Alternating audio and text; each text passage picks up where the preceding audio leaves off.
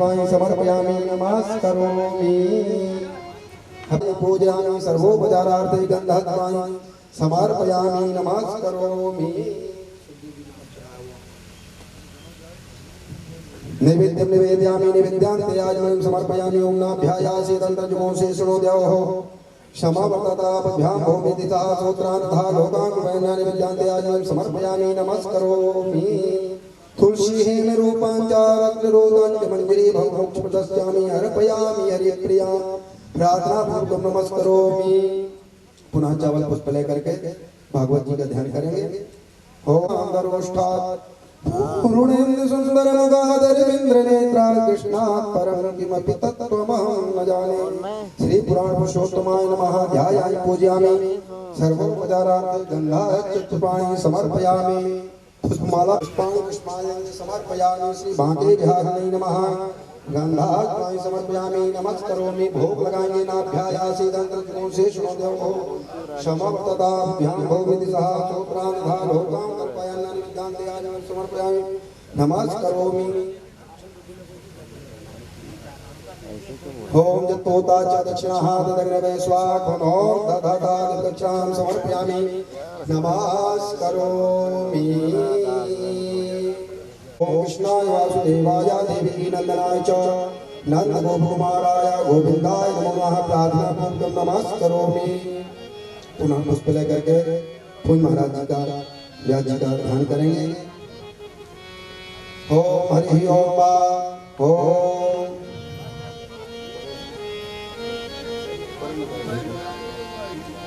हाँ बोलो। वर्णम पुत्रः कश्यप पुत्र उत्पन्नो अमुक नाम नाम अपना गोत्र नाम का उच्चारण कर लीजिए। अस्मै व्यास नंदनाः अच्युतगोत्रत्रश्चाः गर्भोत्पन्नस्य श्री व्यास नंदन वर्ण नाम तुभ्यं संप्रददे त्वा। ओम हरि ओम व्यासाय विष्णुरूपाय व्यासरूपाय विष्णवे नमो वै ब्रह्मणे वसिष्ठाय नमो नमः। प्रार्थनापूर्वकं नमस्करोमि। श्री भागवत भगवान की है आरती। पापियों को पाप से है तारती। भागवत भगवान की है आरती। पापियों को पाप से है तारती।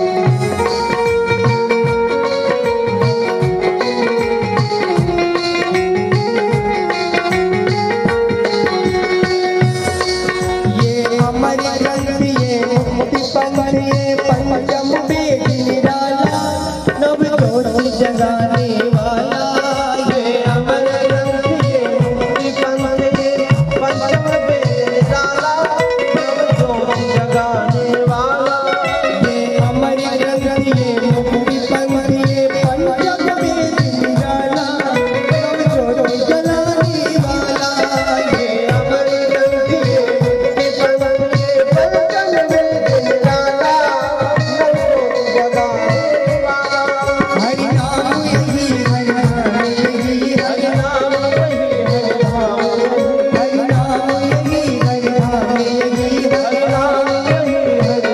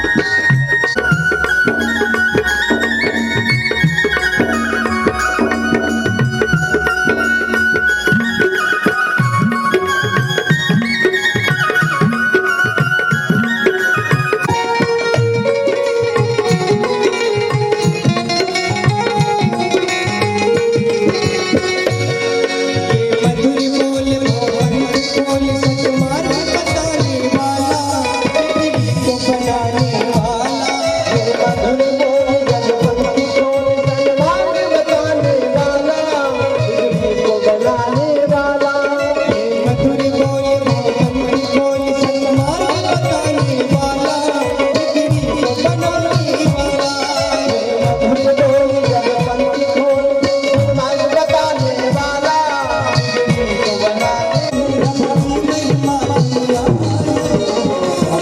को बोलो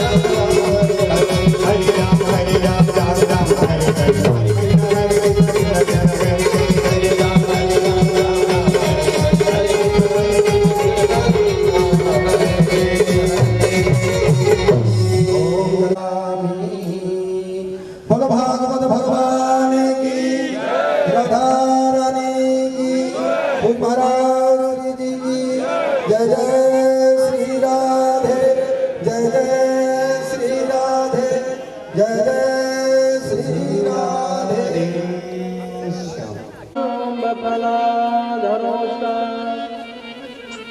पूर्णेन्दु सुंदर मुखादर विरंग नेत्रा कृष्णात् परं किमपि तात्महं न जाने ध्येयं सदा परिभवाग्निवेशरोहम् तीर्थास्पदं शिवविरञ्चितं शरण्यं भृत्यार्तिहं प्रणतपालभवाब्धिपूतं वन्दे महापुरुष ते चरणारविन्दम्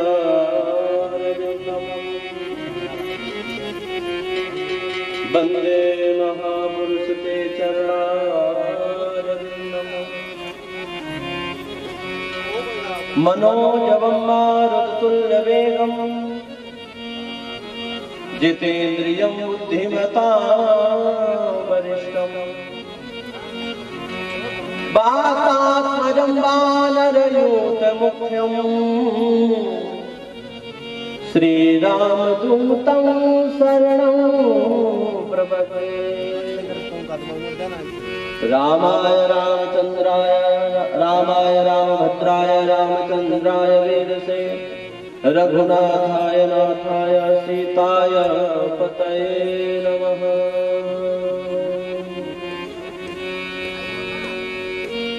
वन्दे श्री हरिदास पाद कमलं संसर्गतापापहं चित्तानि प्रमदप्रदं सुललितं पद्मौघशोभान्वितं तत्र करैर्मणितन्तुविंशुककरे सेव्यं सदा हंसके तत्कैलीसि सुधासरः प्रविकृशरत्पद्मबन्धुप्रियम्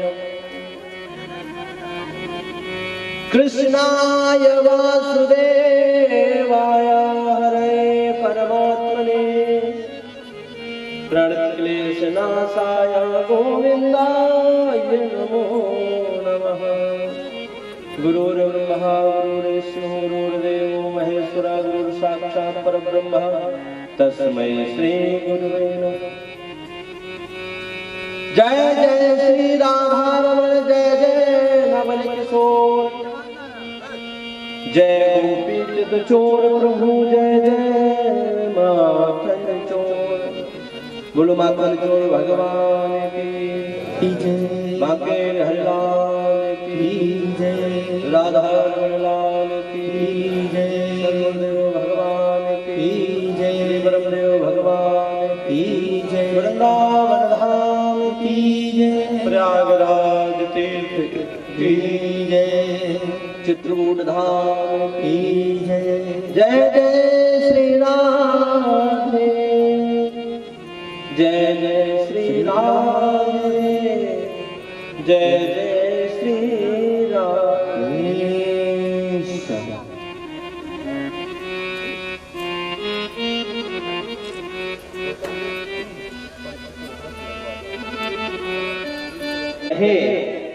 हे प्रभु मैं तो कलयुगी जीव हूँ मुझ में इतनी सामर्थ्यता नहीं है अगर आप कृपा करें क्योंकि कलयुग का जीव कृपा साध्य है अगर आपकी कृपा हो जाए तो मुझे आपकी शरण प्राप्त हो सकती है संसार सागर से मैं पार जा सकता हूँ और ये बिना भगवत कृपा के संभव नहीं है। आइए 2 मिनट भगवान से कहते हैं कि हे प्रभु हमारा कल्याण हो। सब इस भाव को लेकर के आज भागवत जी के प्रथम दिवस की यात्रा संकीर्तन के द्वारा प्रारंभ करें और भगवान से सब मिलकर के ताली सेवा करते हुए सबको कहना है। आइए सब कहते हैं हे प्रभु मुझे बता दो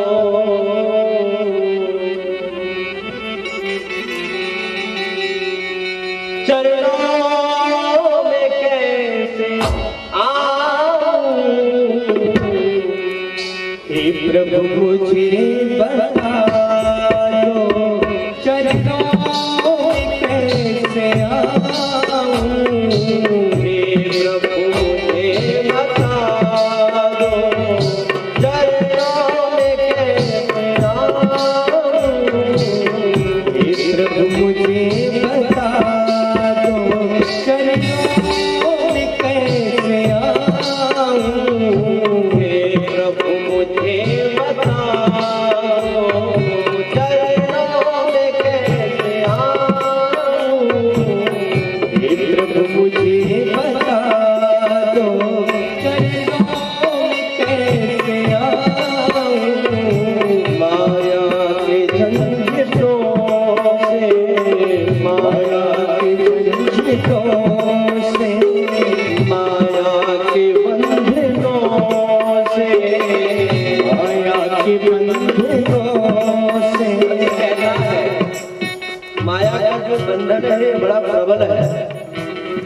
माँ मतलब है या मतलब जो है ही नहीं वही माया है।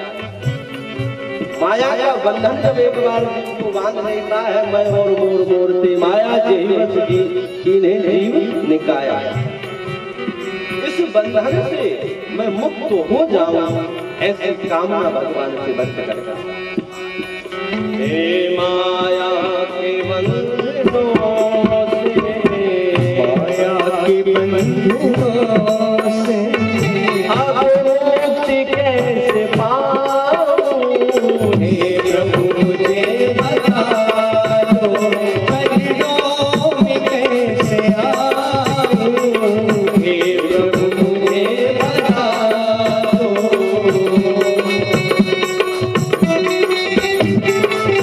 भाव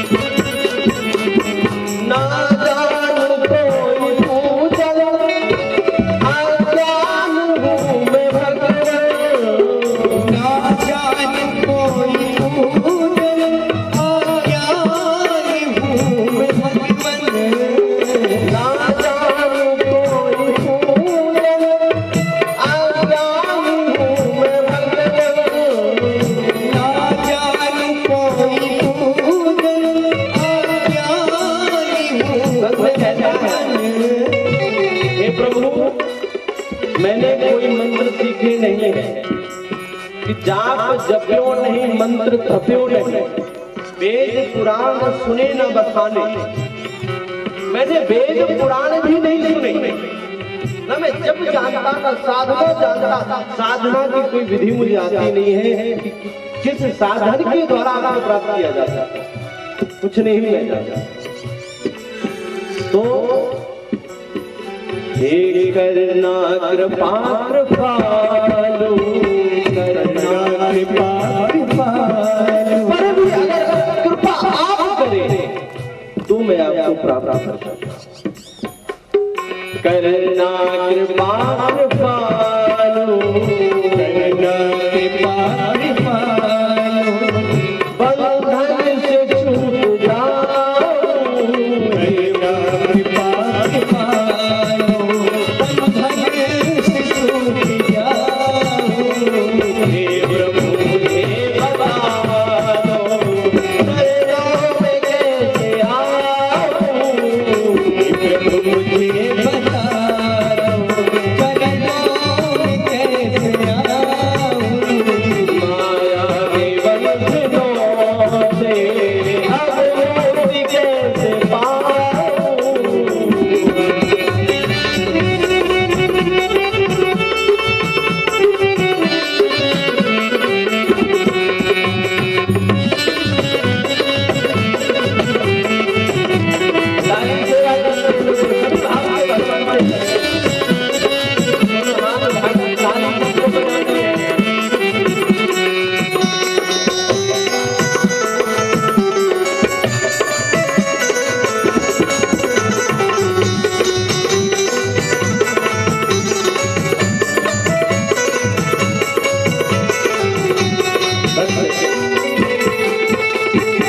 कहता है प्रभु आपका एक नाम सुना है पतित पावन,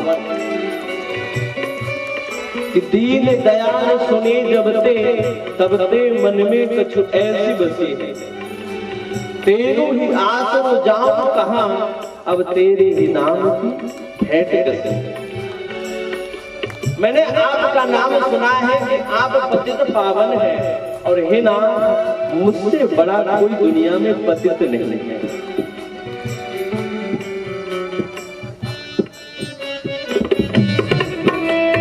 मैं हूँ पतित स्वामी, तुम हो पतित पावन, मैं हूँ पतित स्वामी, तुम हो पतित पावन, मैं हूँ पतित स्वामी, तुम हो पतित पावन, मैं हूँ पतित स्वामी, तुम हो पतित पावन। प्रभु आप पतित पावन हैं।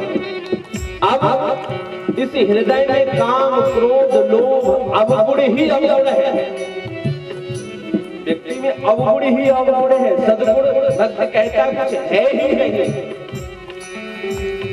अवगुण भरा हृदय, अवगुण भरा हृदय, अवगुण भरा हृदय, अवगुण भरा हृदय, इसमें कैसे दिखाऊं, अवगुण भरा हृदय, इसमें मैं दिखाऊं, अवगुण भरा हृदय, इसमें मैं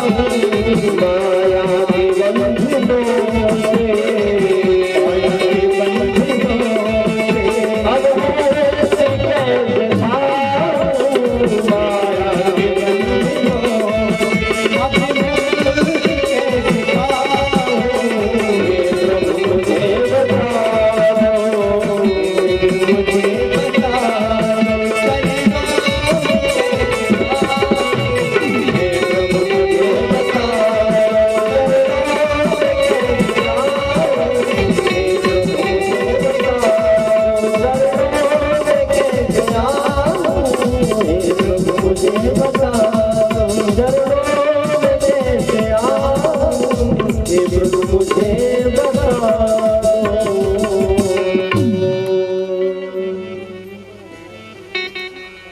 हे प्रभु मुझे बता दो, चरणों में कैसे आऊं। हे प्रभु मुझे बता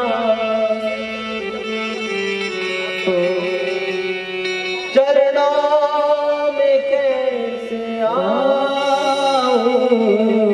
माया के बंधनों से, माया के बंधनों से अब मुक्ति कैसे पाऊं। माया के बंधनों से अब मुक्ति कैसे पाऊं। हे प्रभु मुझे बता दो, चरणों में कैसे आऊं। हे प्रभु मुझे बता दो। बोल भक्त वत्सल भगवान की जय, बाके बहरलाल की जय, भागवत महापुराण की जय। जय श्री राधे श्याम। परम कारण करुणा मरुणालय पीतांबरधारी बालकृष्ण भगवान की वांछे प्रतिमूर्ति श्रीमद् भागवत महापुराण। सज्जनों, जिसका पठन पाठन दर्शन मनन श्रवण निर्व्यासन सकल जीव के पाप का विमोचक है, ऐसे भागवत महापुराण श्री राधा श्री राधे राधे श्री राधा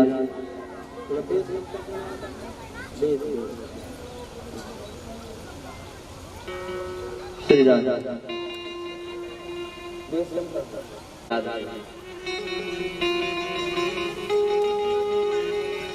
जय जय श्री राधे जय जय श्री राधे जय जय श्री राधे श्याम।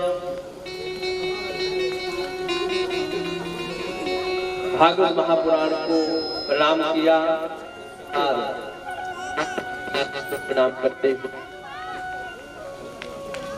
सदगुरुदेव भगवान के पावन श्री चरणों को नमन। श्री वरमाला प्रयागराज की पावन भूमि, जहाँ हम बैठ करके भागवत जी की पावन कथा को सुन रहे हैं, ये अपने आप में बड़ी ही सौभाग्य की बात है।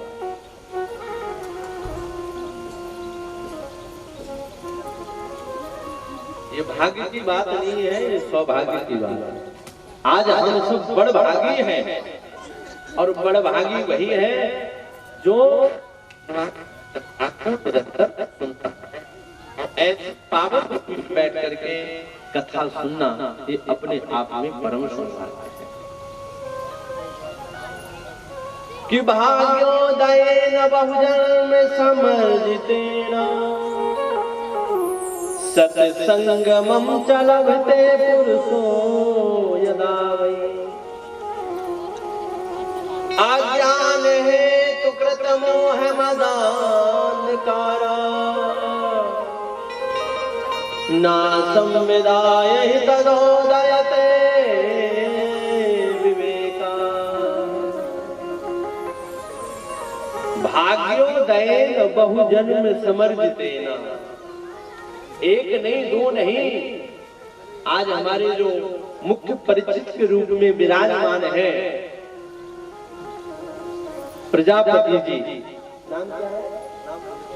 प्रहलाद राम बहादुर प्रजापति जी पटेल जी, आज हमारे राम बहादुर पटेल जी जो मुख्य जजमान के रूप में आप सबके सामने विराजमान है, आज इनके अनेकों जन्मों के भाग्योदय हो। भाग्योदय बहुजन्म, एक दो जन्म नहीं, बहुत सारे जन्मों का जब भाग्योदय होता है, तब जीव को भागवत जी की कथा मिलती है। और देखो भागवत की कथा भी कैसे प्राप्त होती है। कहते हैं एक भक्ति ही भक्त को भगवान से मिलाता है। एक भक्त को भगवान से मिलाता है। उसके जो मुख्य प्रेरणा स्रोत बने हैं वो हमारे कमल तिवारी जी बने हैं। इनका बड़ा अपार प्रेम है, स्नेह है। 2 वर्षों से इनके यहाँ कथा हम बराबर करते आ रहे हैं। हर हर महादेव समिति में आप भी उस समिति से बराबर जुड़े हुए हैं, बराबर आपका सहयोग रहता है उस समिति में। प्रयागराज में मुंडेरा मंडी में कथा होती हर वर्ष। हमारे कमल तिवारी जी की प्रेरणा हमारे राम बहादुर प्रजापति को हुई है, पटेल जी को, और भगवत कृपा से हमारे पटेल जी पर भगवान की कृपा से और आज भागवत जी का सत्संग उनको प्राप्त हुआ। आप आए 29 नवंबर को आए थे, 29 नवंबर को आप वहां गए भी, और बाबू ने जाकर के वहां पर दादा ने जाकर के नारियल दिया और सबको आमंत्रित किया। भागवत जी को और हमारे ठाकुर जी को निमंत्रण दे करके, और आज इनके अनेकों जन्मों का भाग्योदय होने के बाद महाराज जिस घर में भागवत होती है, शास्त्र कहता है हसंति पितरा सर्वे, उस घर के संपूर्ण जो पितर होते हैं वो हंसते हैं, प्रसन्न हो जाता है। आज हमारे घर में कोई ऐसी संतान उत्पन्न हुई है जो भागवत की कथा करवा रही है और हमारा कल्याण कर रही है। ऐसी कोई संतान घर में आज सबसे बड़ी विडंबना हमको देखते, जिस घर में जाओ पितृदोष देखने को मिलता है, और पितर दोष की विशेषता होती है घर में संतान ना होना। संतान है तो पीड़ित रहे। एक तो बच्चा होता नहीं है, और बच्चा होता है तो या तो फिर गर्भ नष्ट हो जाता है, या फिर बच्चा हुआ तो कहीं अपंग पैदा हो गया, या फिर मानसिक स्थिति उसकी सही नहीं है। ऐसा कई बार देखने को मिलता है। या हम लाख प्रयास करते हैं कोई काम नहीं बनता है, बनते बनते काम बिगड़ जाता है। खूब योग्यता है, सब कुछ है, सब साधन है, फिर भी काम नहीं बन रहा, परेशान होते हैं। फिर जाकर के सदगुरु या किसी से कहते हैं, बोले भाई बड़ी समस्या चल रही महाराज जी, करें तो करिए। ये पितृदोष का लक्षण होता है, याद रखना। पितृदोष कैसे लगता है? हमारे पिता का शरीर शांत हो गया, खत्म हो गए, हमने उनके लिए कुछ नहीं किया। जिस पिता ने जीवन भर कमा करके पुत्र के लिए रात दिन ना देख करके धन इकट्ठा किया, ये मेरे बेटे के, इस बेटे के लिए, ये मेरे उस बेटे के लिए, ये मेरे उस बेटे के लिए, लेकिन जब वही पिता मर गया तो फिर 4 बच्चे मिलकर भी उसके लिए, उसकी शांति के लिए भागवत नहीं करवा पाते। 4 बच्चे मिल गए। बड़ा सोचता है वो दे, मजला सोचता है छोटा सा, अरे वो नहीं खर्च करता तो मैं क्यों खर्च। हमारे पिता कभी ये नहीं सोचते। पिता ने कभी किसी पुत्र के प्रति भेदभाव नहीं रखा, लेकिन वही 4 मिलकर के भागवत अपने पितरों का या पिता का कल्याण नहीं करता। तो जिस घर में भागवत होती है वो पितर हंसते हैं कि आज हमारे घर में कोई ऐसा भक्त पुत्र प्रकट हुआ है, जन्म लेकर आया है, इसने कथा करवाई। और भागवत की कथा से महाराज 30 पीढ़ियों का उद्धार होगा। 1-2 पीढ़ियों का नहीं होता, 30 पीढ़ियों। ऐसी दिव्य भागवत की महिमा। एक बार ये प्रमाण मिलता है, एक धर्मात्मा व्यक्ति थे जिसने जीवन में बहुत धर्म किए। जात का बनिया था, सेठ जी थे, शरीर से बनिया का शरीर था। इतना उन्होंने पुण्य किया जीवन में कि उनको स्वर्ग और नरक दोनों देखने का अवसर प्राप्त हुआ। धर्मराज के दूत आए, धर्मराज के दूत आते हैं। धर्मात्मा पुरुष जब जाता है या मरता है तो उसको धर्मराज के दूत लेने आते हैं। और जब पापी मरता है तो यमराज के दूत लेने आते हैं। धर्मराज ने चित्रगुप्त को बुलाया और बुला करके कहा, मैं इस व्यक्ति को लेकर के आओ, इसने इतने पुण्य किए हैं कि इसको स्वर्ग और नर्क दोनों दिखाए जाए। उस व्यक्ति को बुलाया गया, सेठ जी से पूछा गया, बोले आप पहले ये बताएं स्वर्ग देखेंगे कि नर्क? नहीं, स्वर्ग देखोगे कि नर्क पहले देखोगे? सेठ जी ने कहा, महाराज क्या मेरी आयु पूरी हो गई? बोले आयु पूरी नहीं हुई है, आपको सिर्फ देखने का अवसर प्राप्त हुआ है, देखने के बाद आपको पुनः धरती में छोड़ दिया जाए। बोले अभी मैं मरना नहीं चाहता। बोले कोई बात नहीं, देख लो फिर चले जाओ। अब उसको देखने का जब अवसर मिला, उसने कहा पहले काम करो महाराज, बोले पहले नर्क दिखा। नर्क में गया और नरक में अनेकों यातनाएं जीव को मिल रही। भागवत जी में तो 28 नरकों का वर्णन है, 28 प्रकार के नरक है। रौरव, महारौरव, तैतिल, कुंभिपाक, 28 नरकों का वर्णन। बैतरणी नदी महाराज 100 योजन लंबी चौड़ी है। कितने? 100 योजन अर्थात 1200 किलोमीटर इतनी लंबी चौड़ी बैतरणी नदी है। एक योजन का 12 किलोमीटर होता है, 1200 किलोमीटर। अब जब व्यक्ति पाप करता है, इसलिए देखो हर चीज की बड़ी महिमा है। जब व्यक्ति मरता है तो गौदान हम क्यों करते हैं? इसलिए करते हैं कि इसको बैतरणी पार करने में कोई कठिनाई ना आए। गाय का पूंछ पकड़े और पूंछ पकड़ करके सीधा निकले, इसलिए गौदान की महिमा है। हर जगह हर स्थान की जो आप यहाँ दान करोगे आपको वहां मिलेगा, इतनी बात है। इसमें कोई शास्त्र सिद्धांत देता है, गरुड़ पुराण सुन करके देखो, भागवत महापुराण सुन करके देखो, सब में इस बात का सिद्धांत होता है।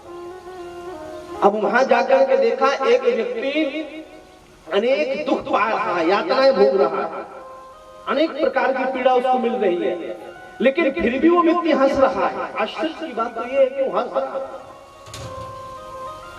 जब व्यक्ति पाप करता है तो पाप भोगने के लिए उसका अंगूठे के बराबर शरीर का निर्माण किया जाता है, जितना अंगूठा होता है। फिर आपको वैसी यातनाएं दी जाती है, आजा ये पाप तूने किया है और वैसा ही तुझे फल मिलेगा। जो दूसरे जीवों को काट करके खा जाता है, उसके मांस को उसको वहां खिलाया जाता है, नोच नोच कर। बड़ा शौक था तुझे जीव खाने का, अब ये मांस अपना नोच और नोच करके खा। जबरदस्ती उसको खिलाया। और जो व्यक्ति जीते जागते पशुओं को तलता है, उसको खौलती हुई कढ़ाई में डाल जाता है, कढ़ाई में इसको भी तला जाता है। अनेक यातनाएं। लेकिन आश्चर्य की बात, एक व्यक्ति दुख भोग रहा है और दुख भोगने के बाद भी हंस रहा है। सेठ जी ने कहा, बोले भाई तू इतना दुख पा रहा है फिर भी हंस रहा है, इसका कारण क्या है? बोले इसका कारण सिर्फ यही है कि महाराज मैं अब यहाँ ज्यादा दिन तक रहने वाला नहीं हूँ। उसने क्या कहा कि अब यहाँ मैं ज्यादा दिन तक रहने वाला नहीं हूँ। बोले क्यों? बोले इसका कारण ये है कि मेरे घर में एक राम बहादुर जैसे पुत्र ने जन्म लिया। जैसे मैं हमारे राम बहादुर पटेल जी हैं, ऐसे पुत्र ने एक जन्म लिया है। बोले क्या करेगा वो पुत्र जन्म लेकर के? बोले मेरे निमित्त भागवत की अर्थात पितरों के निमित्त भागवत की कथा करवाएगा, जिससे मेरा भी कल्याण हो जाएगा, मैं भी पितर लोक में चला जाऊंगा, नरक को छोड़। बड़ा आश्चर्य हुआ। अब आगे बढ़े, स्वर्ग गए। स्वर्ग में जाकर के देखा एक व्यक्ति अनेक प्रकार का सुख भोग रहा है। अच्छा, स्वर्ग की विशेषता होती है, आप जिस दिन पुण्य करते हो वो सब आपको वहां उपलब्ध होते हैं। स्वर्ग की महिमा यही है। स्वर्ग मान लो वहां जो है 5 स्टार होटल की तरह व्यवस्था है। जो आपने ऑर्डर किया सब आपको मिल गया, इच्छा बस करिए सब मिलेगा वहां पर। जो मन में इच्छा होगी वह पूरी की जाएगी, लेकिन वो भुगतान आपको ही करना पड़ेगा। सब आपसे ही लिया जा रहा है, लेकिन वहां भुगतान कैसे होता है? बोले आपकी पुण्य की पूंजी कटती जा रही है। जो आपने कर्म किए हैं अच्छे अच्छे, वो पुण्य जो आपने किए उसकी पूंजी आपकी कट रही है, वो जा रही है आप। उस व्यक्ति को देख करके वहां की एक विशेषता होती है, जैसे जैसे व्यक्ति के पुण्य क्षीण होते जाते हैं तो वहां उसके गले में एक माला डाल दी जाती है फूलों, वो धीरे धीरे मुरझाने लगती है। जब कोई उसके परिवार में आकर के या कोई ऐसी संतान उसके यहाँ उत्पन्न होती है जो पाप में रत हो जाता है, तो उसके जो है पुण्य क्षीण होने लगते हैं। तो एक व्यक्ति जो स्वर्ग में बैठा है और स्वर्ग में बैठने के बाद रो रहा, सेठ जी को आश्चर्य हुआ, बोले भाई इतना सुख हो रहा है फिर भी रो रहा, कारण क्या? बोले इसका कारण सिर्फ ये है कि मेरे घर में एक ऐसी दुष्ट संतान ने जन्म लिया है जो पाप करेगी, अधर्म करेगी, संत ब्राह्मणों का अपराध करेगी, जो कभी वैष्णवों को नहीं मानेगी, जो कभी जीवों पर दया नहीं करेगी, ऐसी दुष्ट संतान ने जन्म लिया है जिसके कारण मुझे भी पुनः नरक में एका पापानि कुरुते फलं भुङ्क्ते महाजन। जब घर में कोई एक पाप करता है तो महाराज उसका फल जो है वो सबको ही भोगना पड़ता है। इसलिए प्रयास करें, कोशिश करें, घर में अशांति ना रहे तो पितरों के निमित्त हमारा सबका कर्तव्य बनता है, जो आज हमारे बाबूजी ने करवाया है, जो आज पटेल जी करवाने जा रहे हैं। ये हम सबका ये उत्तरदायित्व बनता है माता पिता के लिए। हर पुत्र उनका ऋणी होता है, उस ऋण से मुक्त होने के लिए भाई पुत्र का अर्थ क्या होता है? पुत्र का यही अर्थ है कुंभ नाम के नरक से जो पिता का माता का उद्धार कर दे। कुंभ नाम का एक नरक होता है। पुत्रेति तारयितु इति समर्थः पुत्रा, जो कुंभ नाम के नरक से तार दे, उद्धार कर दे, उसे पुत्र कहते हैं, वही तो पुत्र है। ऐसे भागवत जी की पावन कथा, भागवत जी की बड़ी महिमा है। भागवत का अर्थ क्या होता है? भागवत। अब सबसे पहले श्रीमद, भागवत में जो है सर्वप्रथम श्रीमद लगाया गया है। ध्यान देकर के सुनना। श्रीमद का अर्थ क्या है? श्री का अर्थ है लक्ष्मी और मद का अर्थ है अहंकार। अनेक प्रकार के जीव को अहंकार होते हैं और भागवत क्या करती है? बोले जो अहंकार को नष्ट करके भगवान का प्रेम आपके हृदय में भरे, वही भागवत है। भगवत्याः राधायाः गुप्त चरितम यस्मिन् तद् भागवत। भागवत किसे कहते हैं? प्रश्न उठता है, भागवत कहते किसे हैं? बोले जो जिसमें राधा रानी का गुप्त चरित्र वर्णित है, जिसमें राधा जी का नाम नहीं लिया गया। भागवत में राधा जी का स्पष्ट कहीं नाम नहीं है, गुप्त नाम जिसमें लिया गया हो उसे भागवत कहते हैं। अब इसका क्या कारण है ये आपको आगे बताएंगे। बस ये ध्यान दे करके चलो, भागवत में कहीं भी राधा जी का स्पष्ट नाम ना हो। ये पहला भाव भागवत का। दूसरा भाव भगवतो कृष्णयो इदम स्वरूपम इति भागवत। जो भगवान कृष्ण का वांगमय स्वरूप है वह भागवत है। वांगमय स्वरूप अर्थात जो भगवान का श्री विग्रह है, शरीर है, वह भागवत है। भागवत कोई पोथी नहीं है, याद रखना इस बात को। भागवत कोई पुस्तक भी नहीं है। तेने वांगमयी मूर्ति प्रत्यक्षा वर्तते हरे हरे प्रत्यक्षाः तेनेयं वांगमयी मूर्ति। प्रत्यक्ष हरि ही स्वयं भागवत के रूप में अवतरित हुए हैं। ये कोई साधारण पुस्तक या पोथी या पत्रिका नहीं है भागवत। ये साक्षात मेरे गोविंद ही आपके यहाँ आपके सामने विराजमान हुए। ये साक्षात भगवान आपके सामने विराजमान।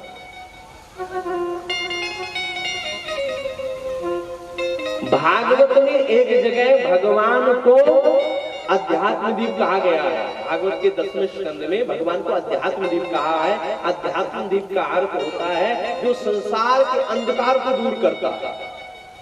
उसे अध्यात्म दीप कहते हैं। भागवत के 10वें स्कंद में जब माता देवकी ने भगवान की स्तुति करी, जब भगवान 10वें स्कंद के चतुर्थ अध्याय 30वें अध्याय में भगवान प्रकट होते हैं, तब वहां देवकी भगवान की स्तुति करती है। सत्ता मात्रम निर्विशेषम निरीहम सतत्वं साक्षात् विष्णुरध्यात्म दीपः। सत्ता मात्रम निर्विशेषम निरीहम, सत्वम साक्षात्। हे प्रभु, आपका जो स्वरूप है शुद्ध और सात्विक है। भगवान कैसे हैं? बोले सात्विक स्वरूप है भगवान का। और अध्यात्म दीपः अर्थात संसार के अंधकार को आप दूर करते हैं। ये सूर्य जो है भगवान का ही तो स्वरूप है। सूर्य और चंद्रमा ये भगवान की आंखें हैं। और जैसे सूर्य निकलता है, संसार का जितना भी तम है, अंधकार है, सब दूर हो जाता है। और भागवत को भी अध्यात्म दीप कहा गया। यस्वानुभावमखिल श्रुति सारमेक, भागवत के प्रथम स्कंद में कथा थी। अध्यात्म दीप मतितीर सताम तमोन्धम, तमो अंधम, तम अर्थात अहंकार, अंधकार जो तम को दूर कर दे और अहंकार को जो दूर कर दे, ऐसा भागवत है। ऐसे भागवत जी की पावन कथा, ऐसे भागवत की पावन में अहंकार को और जो जीव के अज्ञान को नष्ट करे वो भागवत। भागवत क्या करती है? अज्ञान को नष्ट कर देती है। भागवत में 4 शब्द हैं, भा, ग, व, त। भा का अर्थ क्या है? भाति सर्वे पुरुषार्थेषु गीयते नारदादिभिः वदन्ति त्रिषु लोकेषु तरन्ति भवसागर। भाति सर्वे पुरुषार्थेषु, मात्र भा सुनने से, इतनी बड़ी महिमा भागवत जी की। बोले मात्र भा सुन लीजिए, भा को सुनने मात्र से जीव को चारों पुरुषार्थ मिल जाते हैं। धर्म, अर्थ, काम, मोक्ष। जो चारों पुरुषार्थों को दे वो भागवत।